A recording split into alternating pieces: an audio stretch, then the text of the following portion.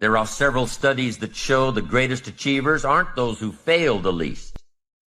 No, the greatest achievers are those least frightened of failure. They're willing to take on the challenge without the guarantee of success, seeing the end but not sure when it will be or where it will be. Although success and failure go hand in hand, many people have a problem with failure. They think it's a bad word, has a bad connotation. They don't see it as a stepping stone. They see it as an end result. Quite often, success requires failure, sometimes many failures. Is failure working on a project that ended with poor results? No, of course not. Is failure launching a new product that failed miserably in the marketplace? No, of course not.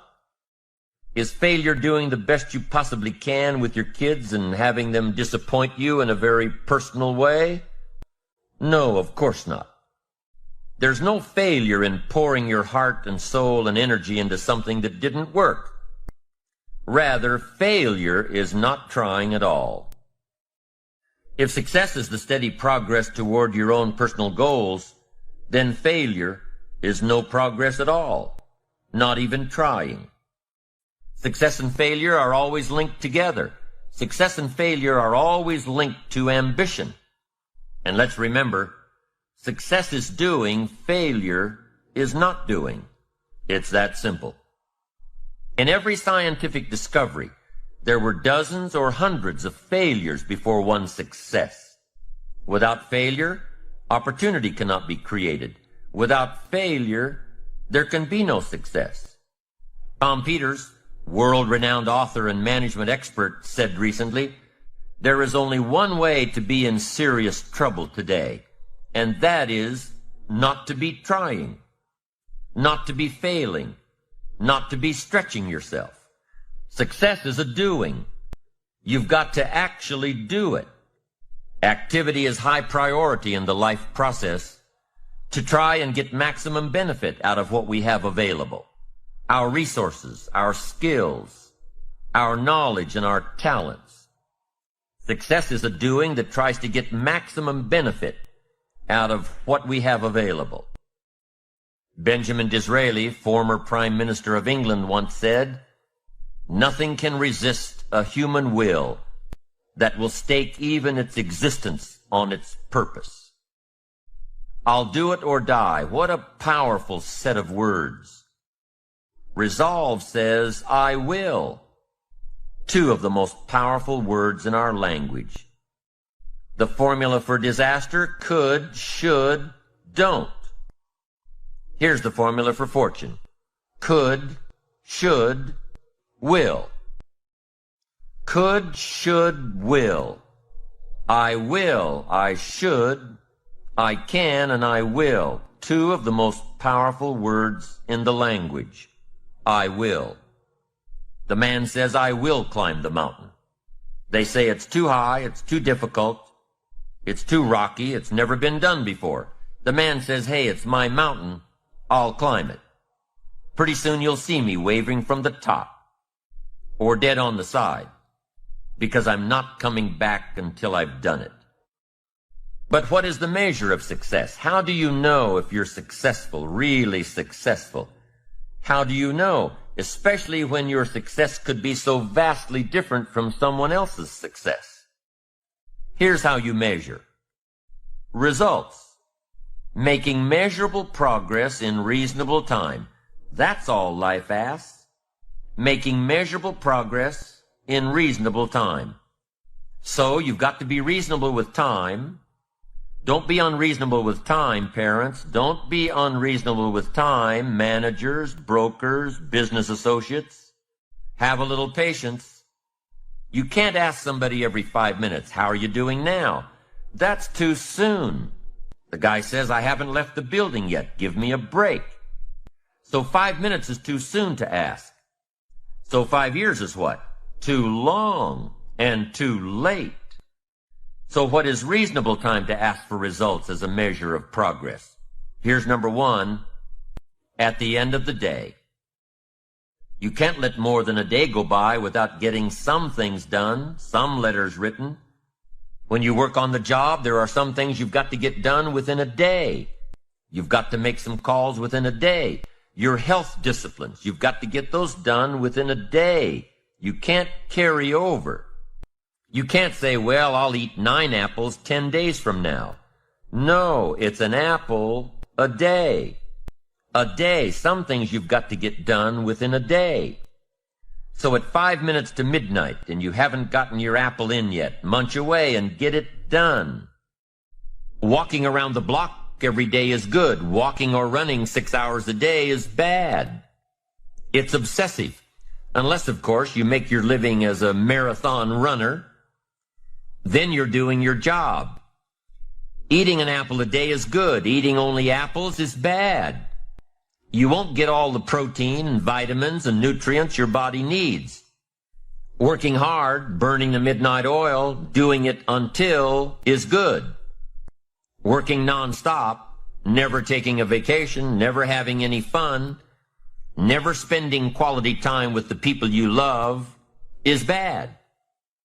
If you've got your nose to the grindstone all the time, how are you ever going to spot new opportunities, consider new ideas? It doesn't work that way. You've got to stop and ponder where you've been and where you're going. You've got to reflect so you know if you're even on the right track. For workaholics, there's never enough work. They can work 10, 12, 14 hours a day, take 2 jobs, work them back to back. The only satisfaction is fighting off sleep, denying life's pleasures, getting more tasks done. Some people are impressed with this type of behavior. But just because a workaholic spends too much time working, that doesn't mean he or she ends up with the most money. These people are generally more task-oriented than results-oriented. They're busy being busy, not busy being productive.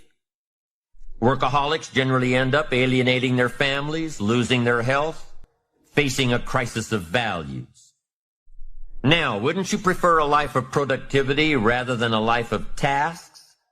Of course. When you schedule your time and take advantage of your time, you can work smarter instead of working longer, and you'll probably end up getting more done than the workaholic, and still have time for other things in life.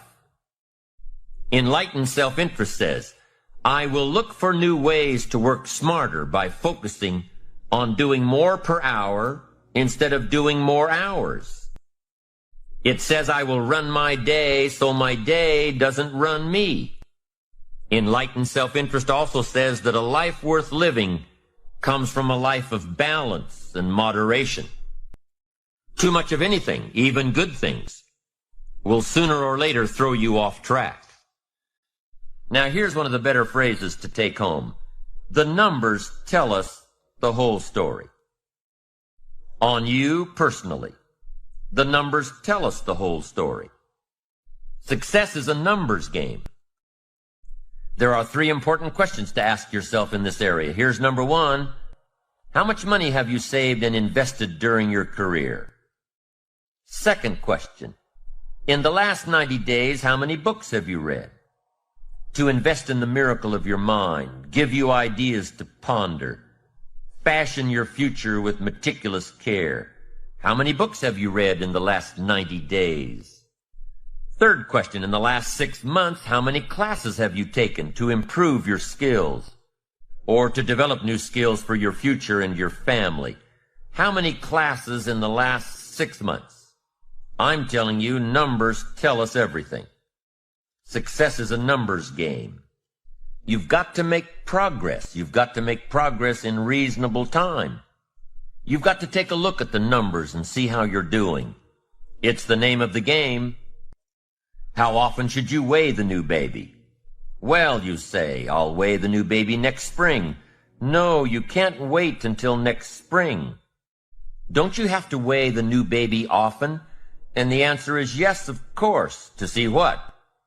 To see whether it's gaining weight or it's losing weight. What if it's losing weight? The alarm bells have got to go off. You can't let a little baby lose weight very long. It's called disaster. These numbers are important.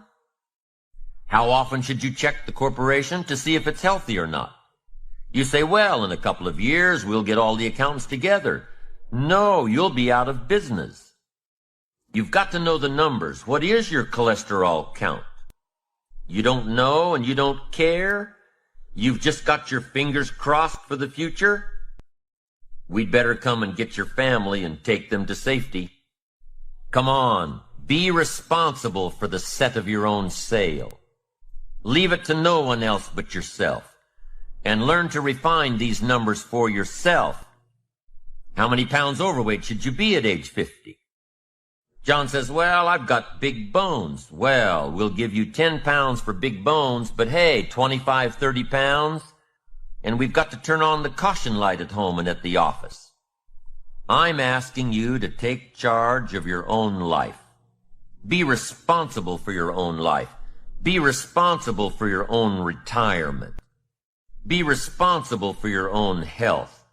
Don't just drift along with the crowd. Those who don't care to be responsible about the numbers, meticulous about the numbers.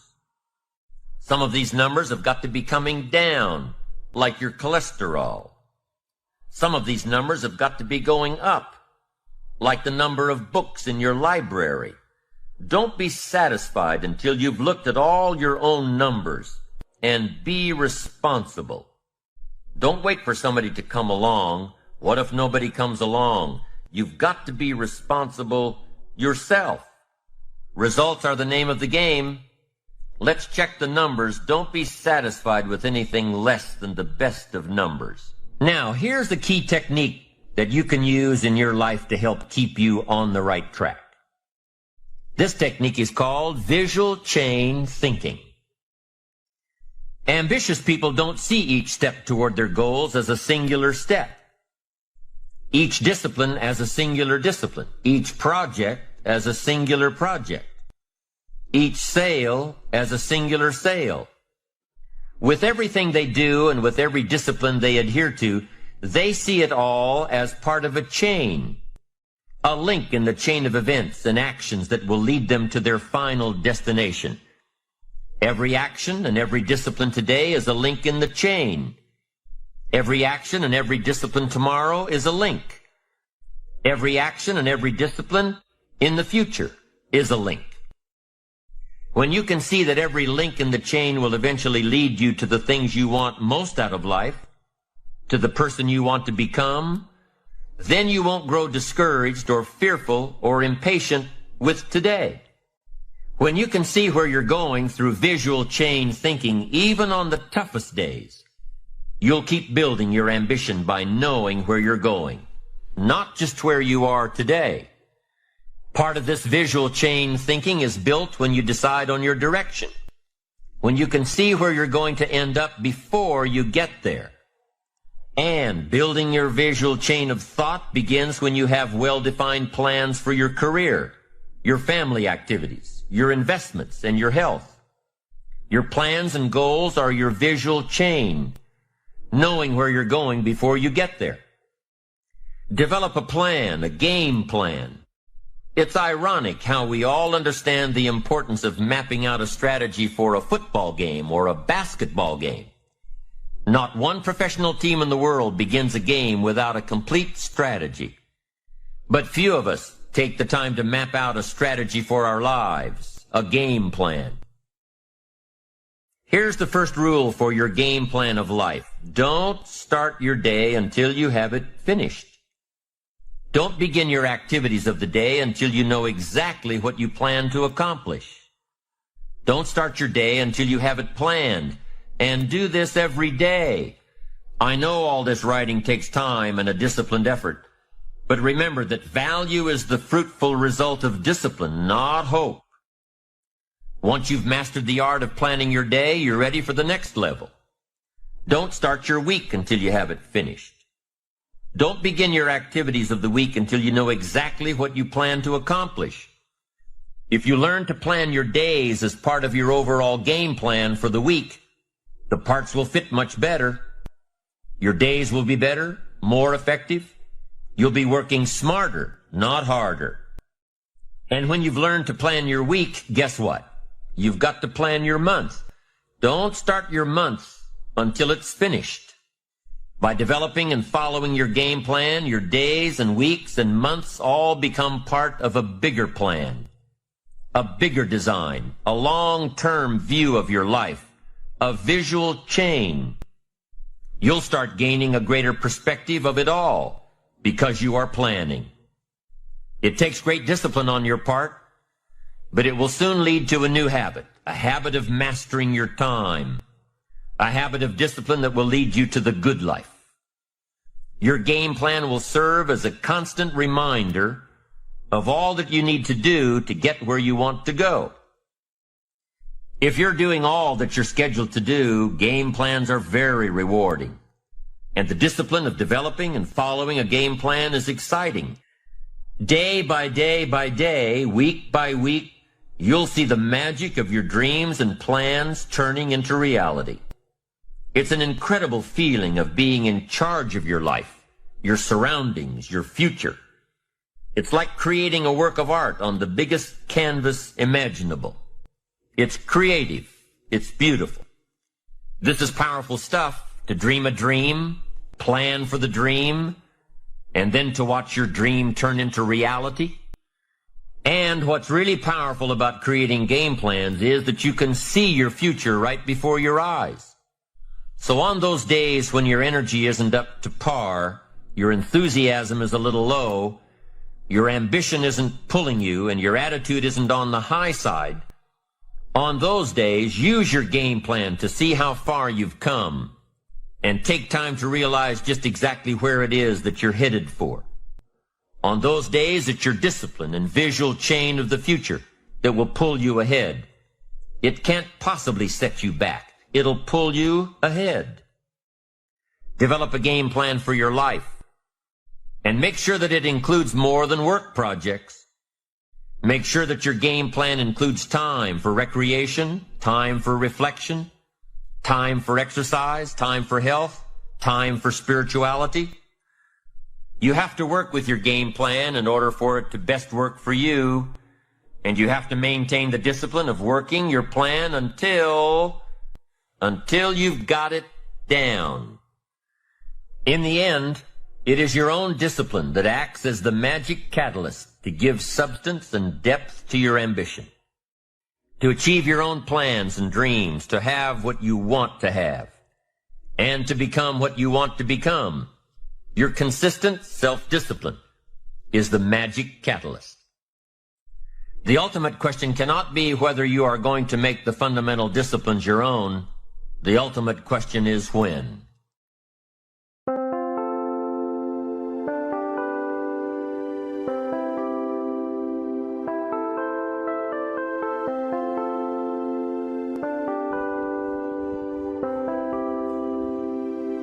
Chẳng được quên khi cơn mưa đêm lại về. Em nơi quên lời thề và ta như đông chìm sâu. Không còn mới em anh nhận màu. Em chỉ cần mơ đâu em bay. Chỉ còn là những cơn mưa vô giá. Cho bên mơ em không mơ anh. Anh một đêm mơ. Chỉ cần bên em không được còn nhớ. Và chỉ thôi không còn nhớ. Và người ta bên nhau như ngã tớ. Muốn nhớ về say em chỉ còn với em ở đây. Và anh như muốn chết đi nhưng không muốn em mơ mày. Tình yêu làm cho ta đau đầu. Không em như làm ngân màu. Anh như đeo mong cầu. Và mưa bên em ngô sầu. Chắc có mà mai em mơ.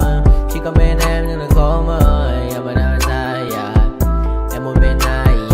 Anh không mong gì hơn. Chỉ mong em sẽ ở đây ôm anh thật gần. Anh chỉ mong đôi ta được có nhau. Mà đừng em đâu anh có em. Một đêm bên anh có em. Ta sẽ trao nhau môi hôn thật sâu. Ôm anh cứ mưa mà ngâu. Và em chỉ nằm đâu. Anh không muốn em ở đâu đâu. Một cơn gió thứ anh không mơ cầu. Mà gặp đôi anh mà bên nhà. Anh chỉ là my friend nhà. Em quên đi bao lời hứa. Quên đi cả những ngày xưa. Anh như là một đứa. Em cứ một trưa.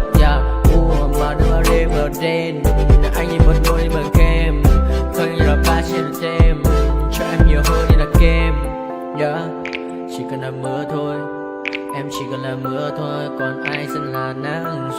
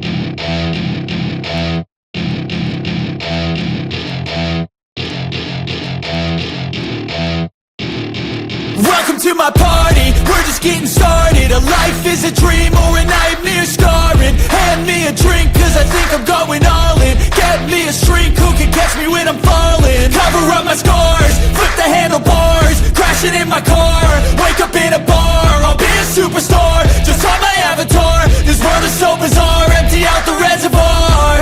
Yeah, I'm taking 6 shots, yeah, straight to the face. And I wanna get lost, I'm sick of this place. Don't know how to stop when I'm feeling this way. So I'm taking 6 shots till I'm feeling okay. I think I'm going crazy, don't think I'll get home safe. So I'm taking 6 shots, all straight to the face. I'm taking 6 shots, are you coming with me? I'm taking 6 shots, yeah, straight to the face. And I wanna get lost, I'm sick of this place. Don't know how to stop when I'm feeling this way. So I'm taking 6 shots till I'm feeling okay. I think I'm going crazy, don't think I'll get home safe. So I'm taking 6 shots, all straight to the face. I'm taking 6 shots, are you coming with me? Sometimes you need to let loose, grab juice, get goose, tattoos, taboos, get screwed. Loosen up, buttercup, all those hate comments will never make you feel enough. We're all adequate graduates, hearts full of calluses, but we know calculus. Damn, ain't that fabulous? Can't wait to apply all those mathematicus. But we can't get a job that pays us enough. I'm about to pop off. Fuck you, you're lost. We all know that we never really want a boss. So I'ma do what I want to. something I can't undo. Yeah, I'ma do what I want to, something I can't undo. I'm taking 6 shots, yeah, straight to the face. And I wanna get lost, I'm sick of this place. Don't know how to stop when I'm feeling this way. So I'm taking 6 shots till I'm feeling okay. I think I'm going crazy, don't think I'll get home safe. So I'm taking 6 shots, all straight to the face. I'm taking 6 shots, are you coming with me? I'm taking 6 shots, yeah, straight to the face. And I wanna get